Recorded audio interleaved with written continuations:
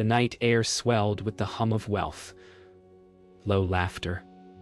The tinkling of crystal glasses and the muted percussion of waves against the shore. Beneath chandeliers that threw fractured light across white linen tables, the waitress carried herself with quiet precision, her uniform crisp, her expression unreadable. The billionaire's entourage watched her with the casual cruelty of those who mistake money for superiority. When he spoke, mocking her accent, her hesitation, her very presence, the room froze in a brittle silence. His words dripped with disdain, slicing through the air like fine glass. She bowed her head, retreating to the shadows by the window, where the sea waited. Then came the sound, a deep, mechanical thrum, distant but growing, vibrating through the glass panes until the chandelier trembled. Heads turned toward the dark horizon, where a light descended through the fog. The billionaire smiled, thinking it was for him. It was not. Outside, the night thickened like a bruise, the mist swallowing all sound except the rhythmic pulse of rotor blades. The waitress stood beneath the veranda light, its pale glow catching the sheen of tears she refused to shed. Behind her, laughter had resumed, forced, brittle, desperate to reclaim dominance. The billionaire toasted to himself, raising a glass toward the descending machine. But as the helicopter neared, something shifted. The hum turned discordant, like metal grinding against bone. The air grew cold. The fog moved with purpose, curling through open doors and into the hall like a living thing. The billionaire's smile faltered as the waitress looked up, not in fear, but recognition. The light from above turned red, washing over her face like blood on marble. For the first time that night, everyone fell silent, listening to the impossible beat of wings that didn't belong to any aircraft they knew. The wind from the descending blades tore through the courtyard, sending linen and glassware spinning into the air like fleeing ghosts.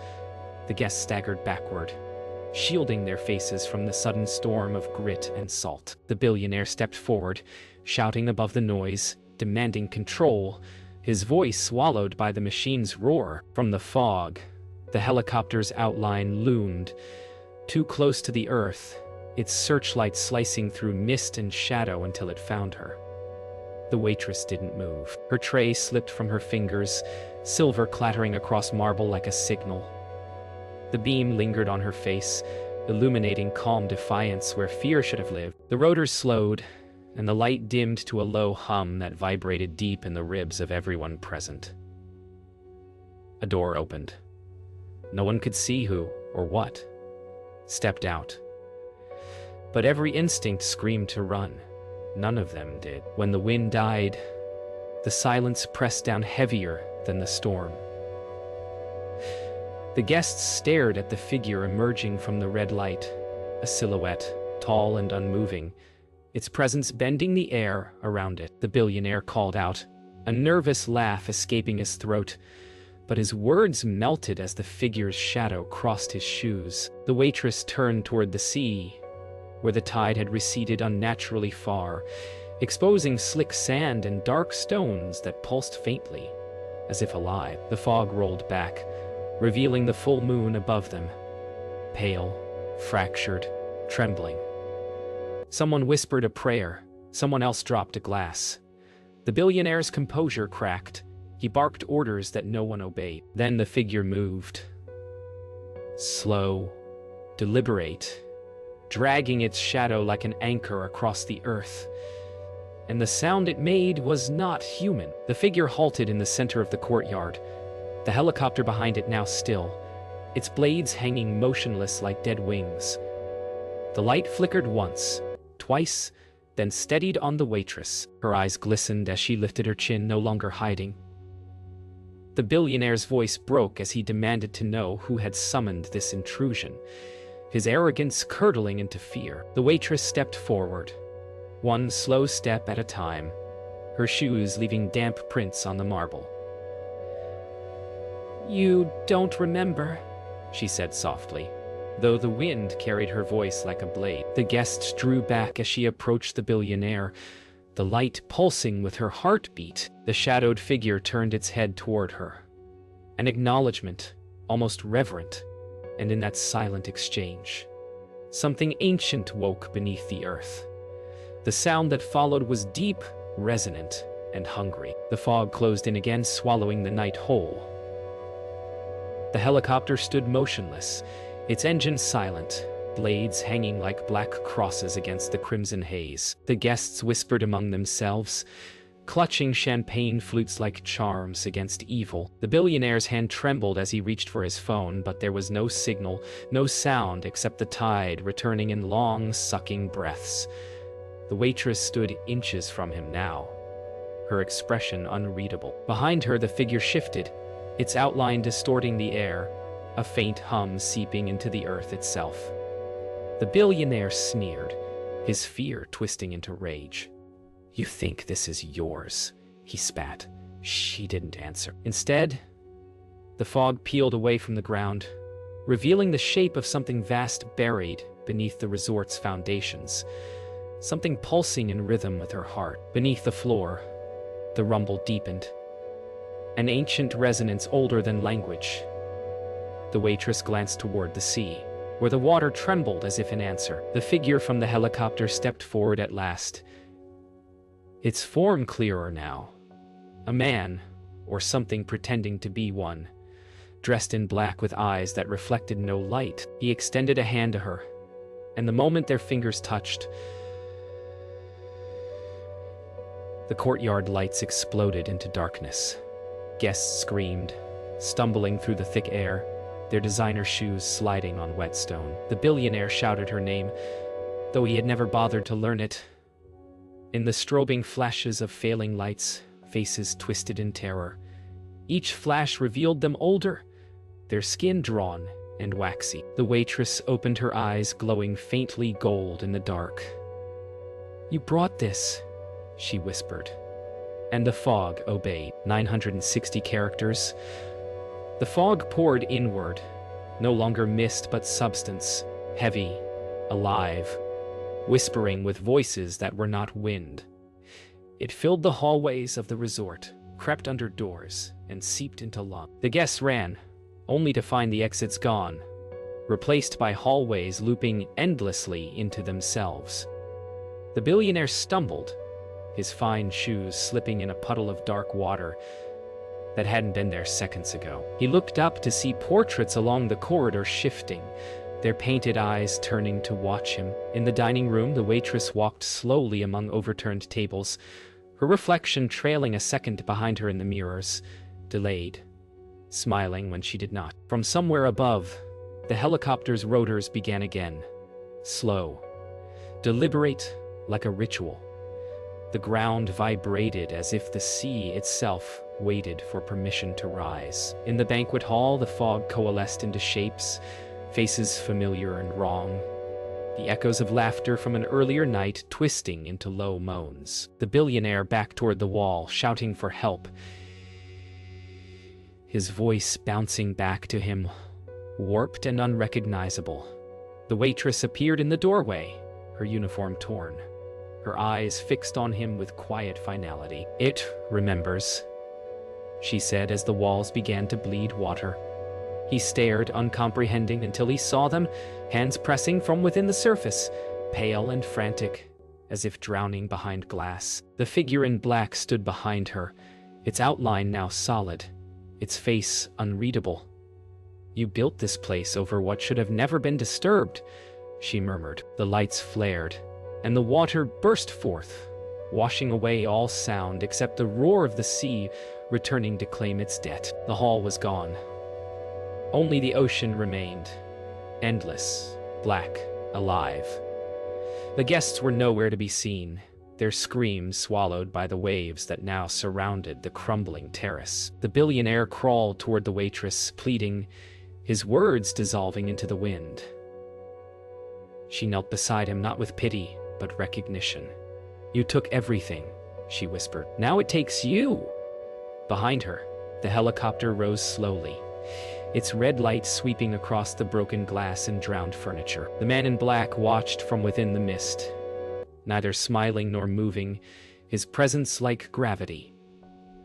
The billionaire's reflection appeared on the water's surface before his body did, his face calm, peaceful, as if already gone. The tide surged, swallowing the resort whole.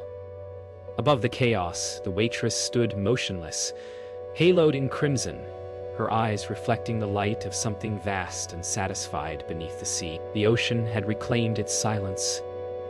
What was once the resort now slept beneath dark waves, its windows glowing faintly like eyes in the deep. The waitress awoke on the shoreline, her uniform tattered, sand clinging to her skin. The horizon pulsed with the dull red light of the helicopter vanishing into mist.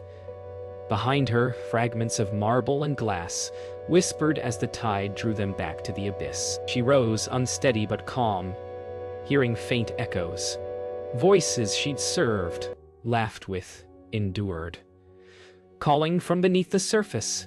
In the distance, the billionaire's laughter lingered, hollow and mechanical. She turned toward the cliffs, where the figure in black waited, his outline shimmering like heat above stone. "It's not finished," he said, though his lips didn't move. The sea sighed, and she understood. The debt had been paid, but not yet balanced. Morning came without color. The sky was flat gray, the air heavy with the scent of salt and rust.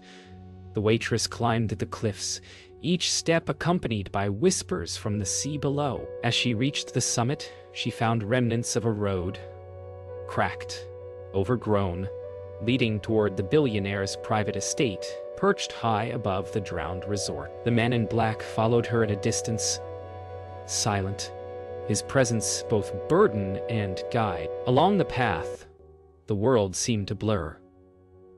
Trees bent away from her, their leaves whispering her name, the wind carrying fragments of conversations that had never happened. When she looked back, the ocean was gone, replaced by endless mist. "The house remembers," the man said. She nodded, feeling its pull. Somewhere behind the walls of that mansion, the laughter still echoed, mocking, desperate, unfinished. The mansion stood at the edge of the world, its windows sealed by grime and salt, its gates half swallowed by ivy. As the waitress stepped through the threshold, the air changed, warmer, heavier, thick with a smell of old perfume and burning paper. The corridors stretched impossibly long, the wallpaper pulsing faintly with dampness. Portraits hung crooked on the walls, all depicting the same man in different guises, his eyes painted to follow. Somewhere deep within, the sound of a typewriter clicked, rhythmic and slow. She followed it into a grand hall where the chandelier swayed, though no wind stirred. The man in black stood beside her now. "He is still inside," he murmured. "He cannot leave until you forgive him." The word forgive felt foreign in her mouth, bitter, heavy, impossible. "Then he will never leave," she replied. 960 characters.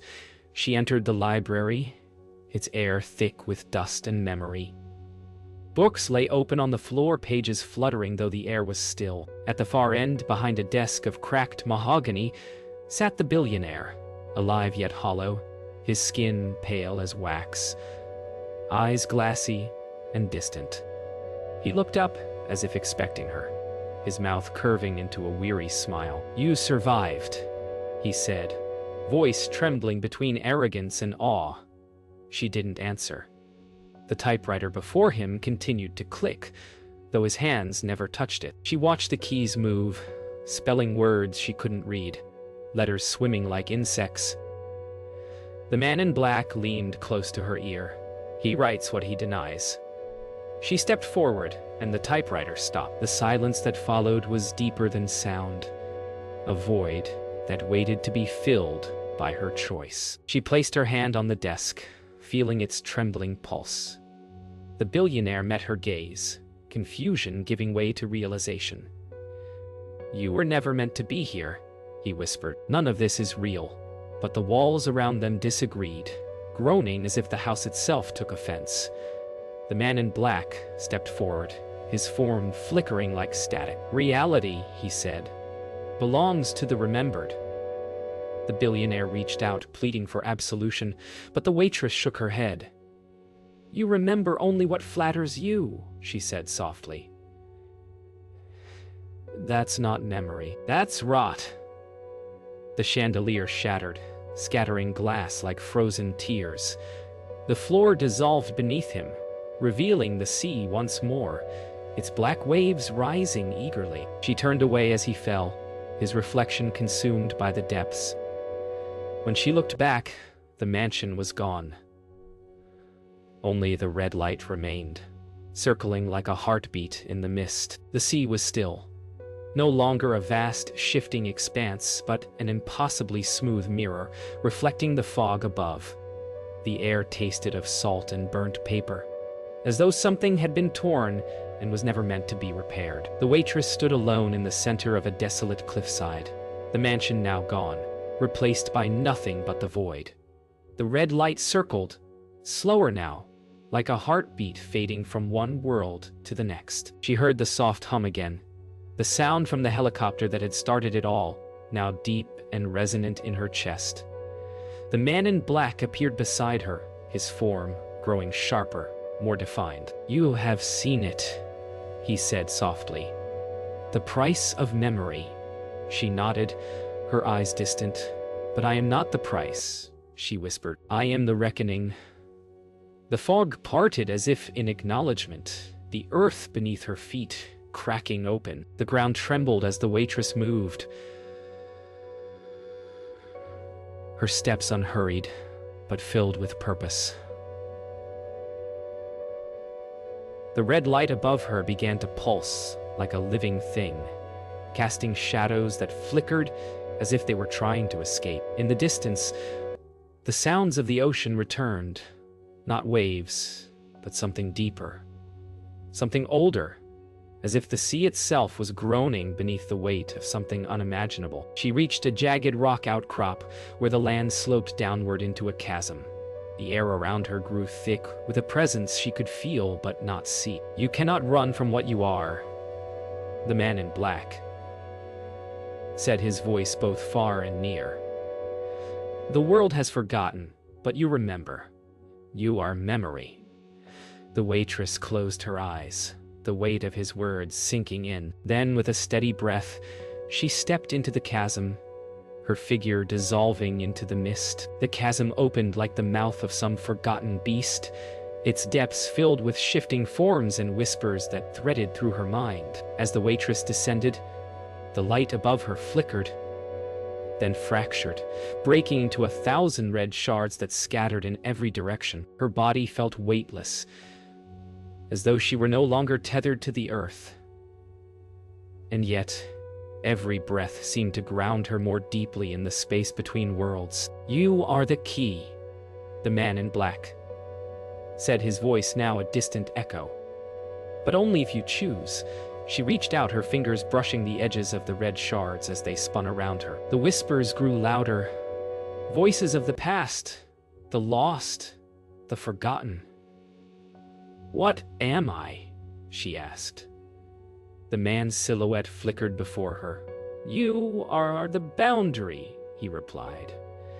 "You will awake." The world twisted, unraveling like thread from a fraying spool. The sky cracked open above, revealing a canvas of stars and void, and the waitress felt herself drawn upward, a force pulling her from the chasm and into the swirling expanse. She rose higher, the red light coalescing around her until it became a cocoon, enclosing her in a veil of pulsing energy. The whispers intensified, each one carrying a fragment of truth. "Remember what you have forgotten," they urged. "You are more than this." And then the voice she had been waiting for, a soft, sorrowful tone that trembled through her being. "You cannot undo what has been done," it said. The red light flared as she stretched out her arms, and in that moment everything shifted. The world, the mist, the shadows, they all began to bend and collapse into her. She had become the reckoning. The cocoon shattered like glass and the waitress fell, no longer weightless, but grounded, her body returning to the earth. She stood once more on solid ground, the red light above her, now a quiet pulse in the distance. The world was still, yet changed. The sky was dark, but filled with a distant promise of dawn. Behind her, the man in black watched silently. "You are free," he said, "but so is he." She looked back at the chasm, the sea, and the place where the mansion had once been. In the stillness, she felt the weight of every choice, every moment that had brought her here. The echoes of the past had finally stopped. And yet, the future was uncertain, stretching out before her like an endless horizon. She walked away, the red light fading behind her. The world, for now, was hers to shape. The world seemed to hold its breath. The air was heavy, a tangible weight pressing down on everything that had been and everything that was yet to come. The waitress walked through the ruins of the resort, its crumbling walls, now nothing more than half-remembered dreams. The ocean had receded, leaving behind a flat, empty expanse of wet sand. In the distance, the faint sound of the helicopter's hum lingered, an echo of something she could no longer touch. With each step she took, the ground beneath her seemed to shift, like walking through a memory that was constantly fading. She stopped in the center of the wreckage, her hand trembling as she reached down to touch the earth. The ground pulsed with life, and her fingers sank into the sand as though the world was trying to reclaim her, or perhaps to keep her. The sky above her began to shift, its colors bleeding together in strange patterns. The once muted world now seemed to breathe with strange cosmic energy. Each cloud and every ripple of the wind carried whispers she had never heard before. Fragments of forgotten memories and voices that were never meant to speak. The man in black appeared once more, his form clearer now, standing among the remnants of the broken landscape. "The price is paid," he said, his voice a low hum that resonated through the air. "But what you choose to remember is not for me to decide." She looked at him, a deep understanding in her eyes. "I've always known what I am," she replied, "what I am to become." The light above flickered, then settled into a steady glow, illuminating her figure as she turned toward the horizon. The world was no longer as it seemed. The world was warping, bending at the edges, as if reality itself could no longer hold its shape. The waitress felt her connection to the ground, the sea, and the sky stretch thin. Her body pulsed with the energy of a forgotten power, one that coursed through her veins and lit her soul from the inside. She closed her eyes, feeling the memories of the past swirl around her. Memories of the billionaire's cruelty, the echo of his laughter, and the lives he had shattered without a thought. But there was something else. Her own memories, too, long buried and twisted by time. She opened her eyes, and they burned with a golden light. "It is time," she whispered, her voice carrying on the wind. "Time to break the cycle." The sky cracked again, and for a moment, everything was still, suspended in time. Then, as if on cue, the world shattered into 1,000 pieces, the fragments caught in a web of light. The fragments of the world hung suspended, each piece spinning in the void, caught between dimensions, between what was and what could be. The waitress stood in the center, her eyes closed, her heart beating in perfect rhythm with the cosmic pulse. "This is how it ends," she said softly, her voice reverberating through the broken pieces of the universe. The man in black stepped forward, his form now entirely translucent, as if he were nothing more than a shadow of a memory. "No," he replied. "This is how it begins." She opened her eyes once more, and in the distance, the fragments of the world began to come together again, slowly, deliberately. The ocean's edge reappeared, the ruins taking shape once more.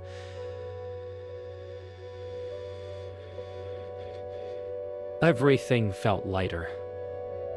as though the weight of memory had been lifted. She looked at the horizon and knew the world would never be the same again. "I will remember," she whispered. The light finally settled, and the world began to reform itself, piece by piece, into something entirely new. The ocean lapped at the shore once more. The sky overhead a deep blue, the first rays of a new dawn breaking through the horizon. The waitress walked toward the water, her footsteps leaving no trace behind, as though the earth had decided to erase her past and allow her a future. She turned back one last time to see the man in black, his form now fading into the mist. "You were never just a memory," he said, his voice soft and distant. "But now, you are all of them." She nodded, the weight of his words sinking into her.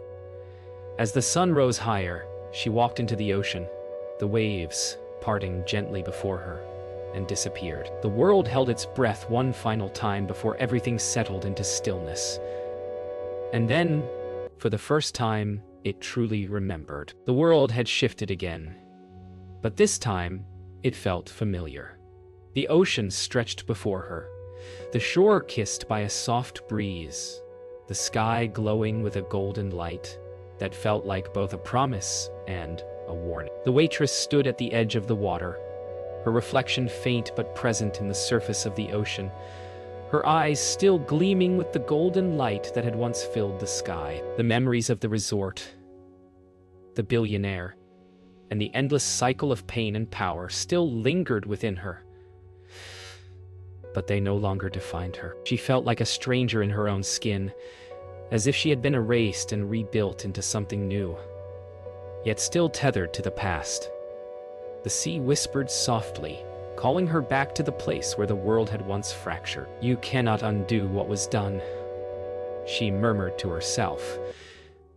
"But you can choose what comes next." The ground beneath her feet was firm, solid, and as she began walking, the shore seemed to stretch endlessly ahead. The world felt malleable now, as if every step she took redefined the space around her, altering the reality in subtle ways. The mansion, the billionaire, the helicopter, they were fading, becoming nothing more than distant memories, shadows in her wake. The echoes of their lives, their choices seemed to hang in the air, waiting for something to collapse them.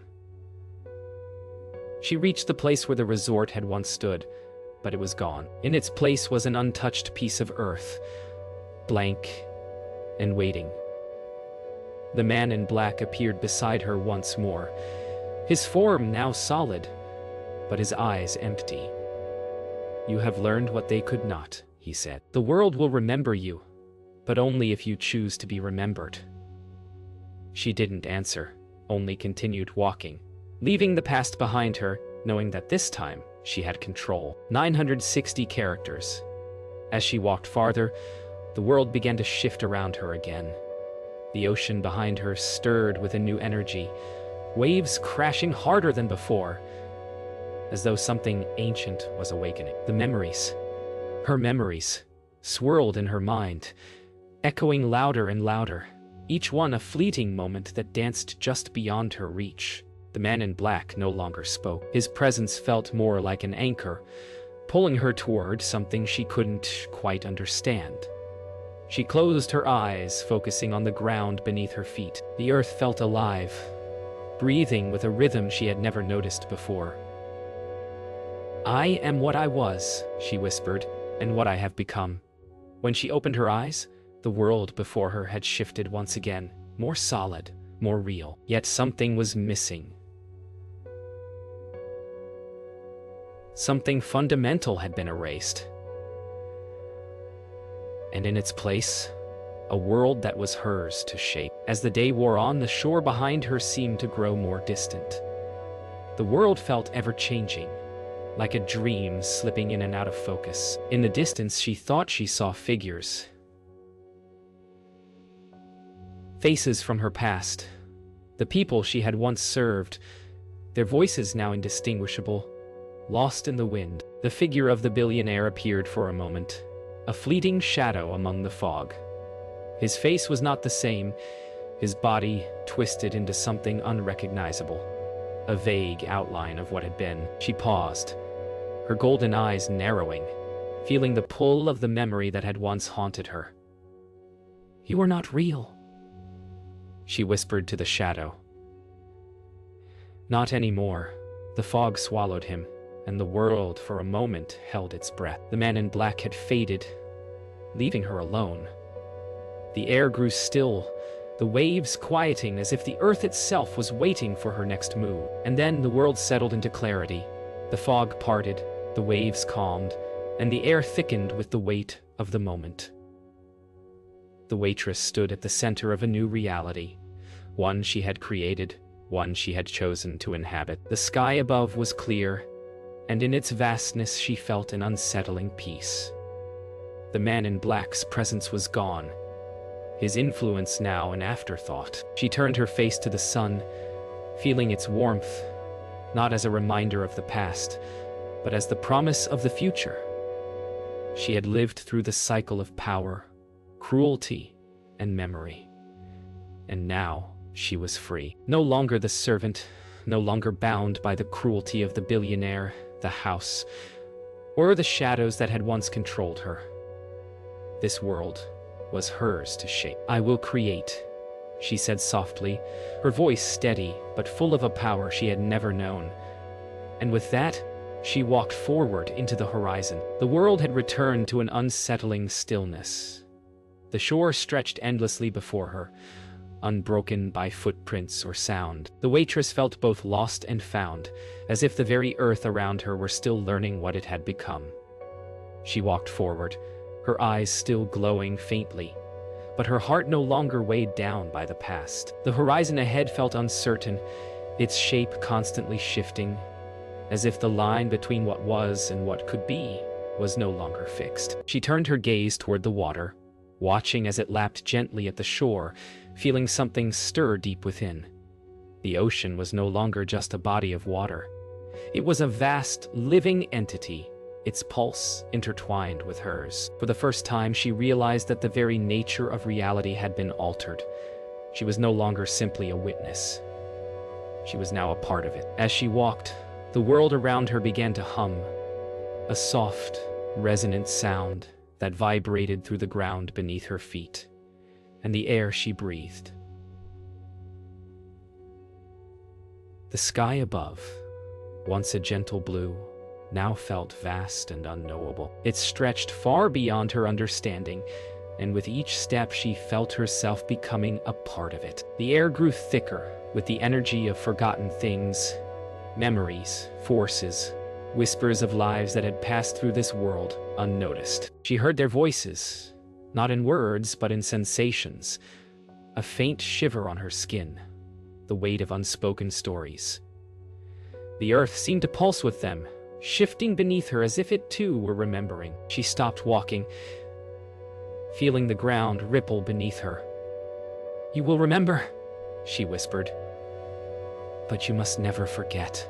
In that moment, the boundary between time and space began to blur. The sky above began to change again, the colors deepening into impossible hues, rich purples,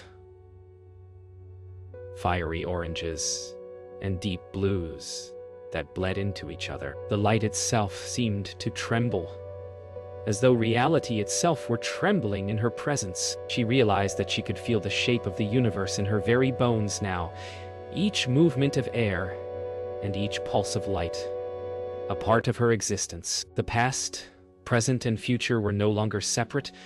They were threads woven together, each one vibrating with an energy that was both alien and intimate. She had become something more than herself. The man in black appeared again, his form now fully translucent, his presence barely there. "You have unlocked it," he said softly. "But what will you do with it?" The waitress looked at him, her golden eyes filled with a quiet certainty. "I will rewrite it," she replied, her voice steady. "I will make them see." The earth trembled beneath her again, but this time it was not fear or power. It was understanding. She felt it in the bones of the earth and the ripples in the air, the interconnectedness of all things. The world was a web, each thread alive and connected. She had become one with it, a part of the cosmic tapestry, capable of weaving new threads, pulling and twisting the fabric of reality as she saw fit. But with that power came a responsibility she had not fully anticipated. "I am the architect of the new world," she whispered, her golden eyes flickering as the sky darkened. "But I am also the witness of all that came before." Her fingers reached out, and as they did, the earth shifted beneath her, a new landscape beginning to form. It was as if she were molding the world from clay, sculpting it with every thought, every feeling. As the world reshaped itself around her, the waitress felt a strange sense of distance from everything she had once known. The ocean, the shore, the shifting sky, they were all hers now, but they felt like something more than just her creation. They were alive, and they had become her. With each step, she felt the energy of the world surging through her, every movement echoing in the depths of her being. But with that power came an unbearable silence. The whispers of the past, the voices that had once called to her, were gone. She was alone now, but she understood. She had erased everything to create a new beginning. "I will remember," she whispered into the void, "but not for them. For me." The wind howled as the sky exploded into color, and the world, her world, came alive, pulsing with new, untold stories.